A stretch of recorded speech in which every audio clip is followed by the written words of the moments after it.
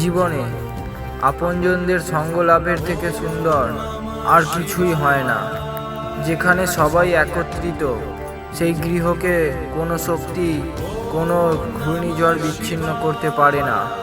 আর যেখানে সকলের মনের মধ্যে কুচিন্তা রয়েছে, সেই গৃহকে ধরাশায়ী করার জন্য বায়ুর সামান্য বেগই যথেষ্ট। সেই জন্য একতার ক্ষমতাকে বুঝুন। পরিবারে সকলের চিন্তা, তাদের বিচার যতই পৃথক হোক না কেন, তাদের সকল স্বরূপে আপন করে নিন। তাদের মূল্য বুঝুন। ও এমন, ও তেমন, এটা উচিত, ওটা অনুচিত, সর্বদা কাউকে না কাউকে খারাপ, কারোর না কারো দোষ বলতে এসেই যায় ঈশ্বরের সামনে। কিন্তু দোষারোপ করার এই ক্রমে আমরা নিজে কেমন এটা ভুলে যাই, নিজের দোষ যেন দেখতেই পাই না।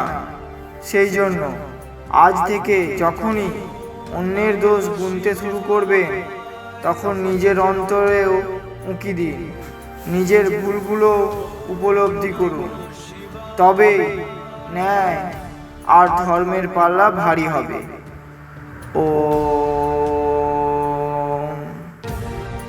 সংসারের সকল তালা এবং চাবির আকৃতি ভিন্ন হয়, গঠন একই রকম হয়, কিন্তু যখন বোঝাপড়া সঠিক হয়, তখন ওই দুজন মিলে বন্ধ দরজাও খুলে দিতে পারে।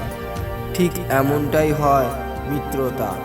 একজন প্রকৃত মিত্র কেবল সুখের সময় আপনার কাছে থাকে না, বরং সে দুঃখের সময়ও আপনার পাশে এসে দাঁড়ায়। সেই জন্য আবশ্যক হলো যে আপনি আপনার মিত্র নির্বাচন আবেগ দ্বারা নয়, বিবেক দ্বারা করুন। কারণ এই হলো সেই সম্পর্ক যা কেবল বর্তমান নয়, আপনার ভবিষ্যৎকেও সুদৃঢ় করে।